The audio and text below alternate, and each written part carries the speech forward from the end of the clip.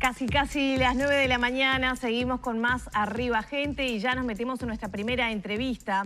Un estudio del Instituto Pasteur junto al Ministerio de Salud Pública y la Universidad de la República basado en 500 muestras de casos positivos de coronavirus, determinó que el 89% de las muestras analizadas corresponden a la variante P1 de coronavirus. Para conocer los detalles recibimos al doctor en Ciencias Biológicas, Gregorio Iraola, responsable del Laboratorio de Genómica Microbiana del Instituto Pasteur, integrante del grupo de trabajo interinstitucional que llevó adelante esta investigación. Buenos días y bienvenido. Buenos días, ¿cómo están? Para comenzar un poco contextualizando, ¿de qué tiempo, a qué tiempo corresponden estas muestras analizadas? Bien, en realidad el grupo de trabajo interinstitucional comenzó, se gestó durante febrero y comenzó a trabajar ya analizando muestras desde la primera semana de marzo. Entonces, desde esa semana, mejor dicho, desde la última de febrero, es desde cuando nosotros detectamos por primera vez la variante P1 en Uruguay, y semana tras semana, al analizar más muestras, lo que veníamos observando era un crecimiento sostenido en la prevalencia de esta variante con respecto a otras en Uruguay. Pero, dado que el trabajo del grupo interinstitucional requiere la toma de muestras en todo el país y el análisis de esas muestras de forma sistematizada en el Instituto Pasteur en Montevideo, lo que decidimos hacer fue mejorar el diseño del plan de muestreo para tener una mayor representatividad y una potencia estadística mejor de la que veníamos teniendo, para poder estimar con más certeza cuál era la prevalencia de esta variante en Uruguay. Y eso fue lo que se hizo la semana pasada, donde se procesaron aproximadamente 600 muestras que fueron tomadas durante 3 días específicos de la semana pasada en todo el país al mismo tiempo, y esos fueron los resultados que estamos comunicando, de un 89% de casos causados por la variante P1, aunque, como te decía, este trabajo viene desde principios de marzo. Gregorio, la preponderancia de esta variante, con las características que conocemos que tiene más es más contagiosa, ¿podría explicar la actual situación de circulación y de presencia de coronavirus en nuestro país, con números que nos está costando mucho bajar? Sí, sin duda tiene un componente que creemos que se debe a esta variante. Igualmente, no parece ser el único, porque, como te decía, nosotros tenemos estimaciones que hablan de que la variante P1 ingresó al Uruguay en febrero, y nosotros en febrero ya teníamos una situación bastante complicada. De hecho, la situación se empezó a complicar más a fines de diciembre, durante las fiestas, después de las fiestas prácticamente. Entonces, lo que nosotros estamos viendo al día de hoy podemos hipotetizar es que lo que sucedió para que Uruguay pasara de ser un país modelo donde no había casos prácticamente, a tener una situación de crecimiento exponencial y mucho más complicada, fue una combinación de factores comportamentales de la población, sumado a factores biológicos causados por la aparición de las variantes de preocupación y en particular la introducción de P1 a Uruguay. Gregorio, desde hace ya unas cuantas semanas atrás que en Arriba Gente veníamos realizando diferentes entrevistas a propósito de la forma en que se estaba comportando, esto dicho entre comillas, esta variante P1.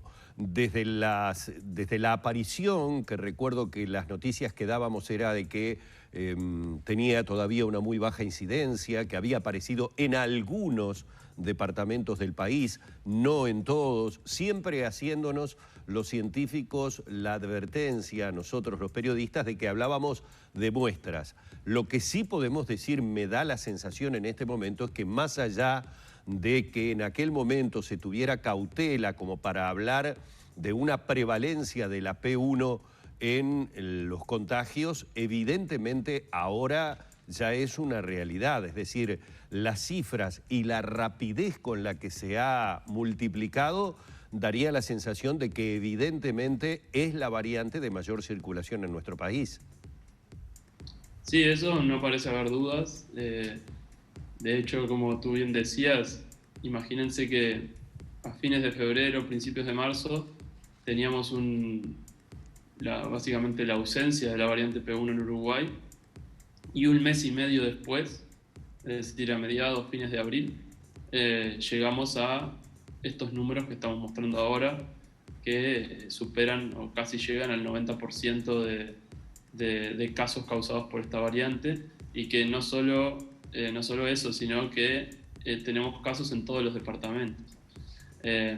Por tanto, como decía anteriormente, creemos que hay una incidencia de P1 en lo que es la dinámica de la epidemia, si bien hay muchos factores jugando, ¿no? Porque tenemos todo el tema de P1 en sí mismo, tenemos las vacunas que van a comenzar a hacer su efecto, esperemos, y tenemos también los factores no terapéuticos, digamos, de las medidas que el gobierno ha exhortado a la gente a no moverse, a quedarse, a contactarse con la menor cantidad posible de gente. Entonces, son varios factores, algunos que ayudan, otros que no. P1 es uno de los factores que no ayuda. Las vacunas y la reducción de la movilidad son factores que ayudan. Pero bueno, ahí en la balanza va a pesar más unos que otros, y eso es lo que estamos viendo en tiempo real. De hecho, el gran objetivo de este grupo de trabajo es monitorear genéticamente al virus en tiempo real. Nosotros hoy en día estamos procesando muestras cada semana que vienen de todo el país. Estamos secuenciando aproximadamente 100 casos de coronavirus seleccionados en base a criterios que nosotros establecimos de todo el país, y procesando varias cientos más de muestras con otros desarrollos que hemos realizado para poder también detectar la variante P1 y diferenciarla del resto sin necesidad de secuenciar el genoma. Entonces, ese monitoreo es fundamental también para poder establecer las tendencias que el virus va mostrando respecto, por un lado, a lo que pasa a nivel poblacional con los casos, y por otro lado, con lo que pasa a nivel genético con el virus en sí mismo. Y a propósito de este trabajo que vienen haciendo, ¿qué proyecciones, o capaz que ya tienen algún indicio? Lo pregunto en este sentido. Tenemos en marcha la vacunación, hay muchas personas con la primera dosis, hay muchas personas que han contraído el virus con la primera dosis de la vacuna, que no da una inmunidad absoluta. Esto podría propiciar, con el nivel de circulación que tenemos y parte de la población vacunada con una dosis, mutaciones, digamos, más fuertes del virus que podrían ser más peligrosas o más virulentas. Bueno, siempre la aparición de mutaciones, como veníamos diciendo desde el principio de esto, las mutaciones aparecen naturalmente. El tema es que entre más circulación del virus haya en la población, es decir, entre más descontrolada esté la circulación del virus en la población, la probabilidad de que alguna de esas mutaciones que aparecen naturalmente le confiera al virus una ventaja o una característica biológica nueva, como puede ser el aumento de la transmisibilidad, esa probabilidad aumenta. Por tanto, es fundamental poder controlar al virus, poder controlarlo y llevarlo a niveles de circulación que minimicen esa probabilidad. De hecho, las variantes, o al menos algunas de ellas, por ejemplo la británica y la de Manaus, la P1, justamente han aparecido en países en momentos donde la circulación del virus estaba bastante descontrolada. El caso de Brasil lo conocemos bien, el caso del Reino Unido también durante muchos meses estuvo en graves problemas. Entonces,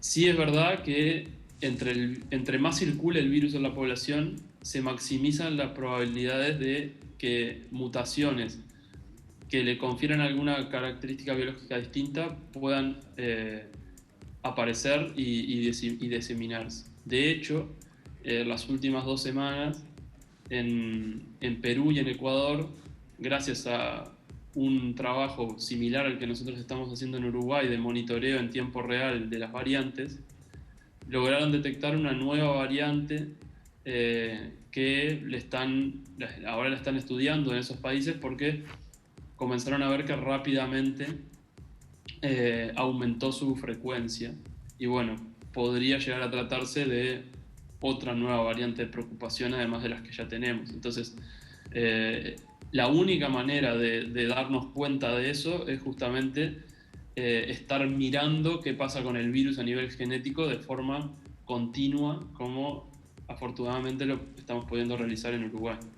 Con respecto al tema vacunación, Gregorio, tenemos claro, incluso por los antecedentes y por los estudios también que creo se han realizado específicamente sobre el tema en Brasil, que las vacunas que se están utilizando en nuestro país hasta el momento, que han sido la CoronaVac, la Pfizer-BioNTech y algunas dosis de AstraZeneca, son efectivas contra esta variante P1.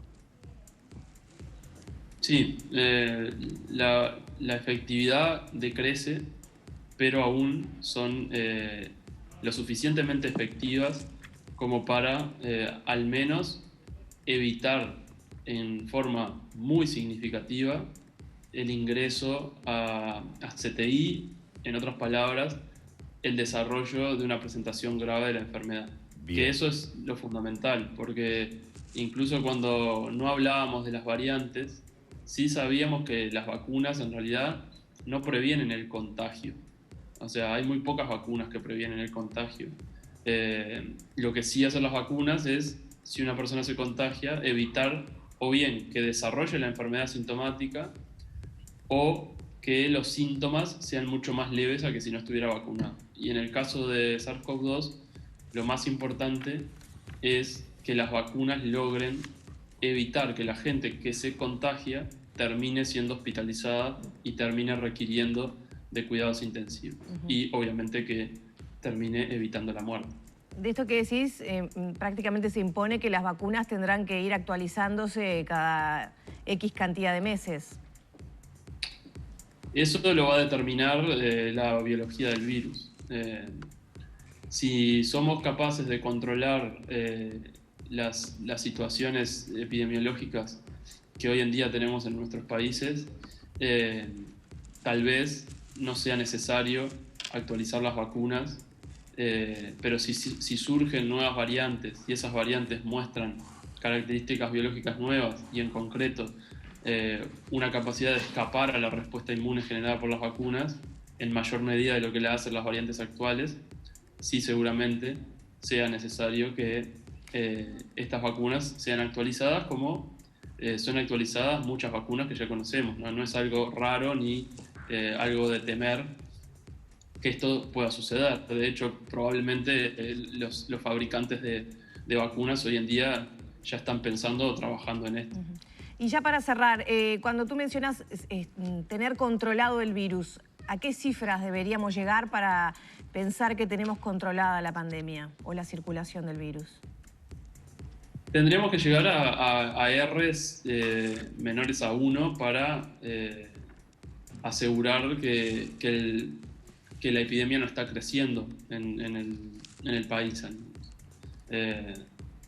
Entonces, si logramos eso, si logramos que cada persona que se contagia no contagie a más de una persona, por decirlo en términos un poco más menos técnicos, eso a la larga hace que la transmisión del virus se extinga o se aplane. Entonces, a eso necesitamos llegar. Bien. Muchísimas gracias por estos minutos y este diálogo con Arriba Gente. A ustedes, a las órdenes. Que tengan buen día. Gracias. Cerramos por aquí entonces la entrevista con el doctor Gregorio Iraola, responsable del Laboratorio de Genómica Microbiana del Institut Pasteur, integrante además del grupo multidisciplinario interinstitucional que llevó adelante esta investigación sobre la genómica del coronavirus en tiempo real.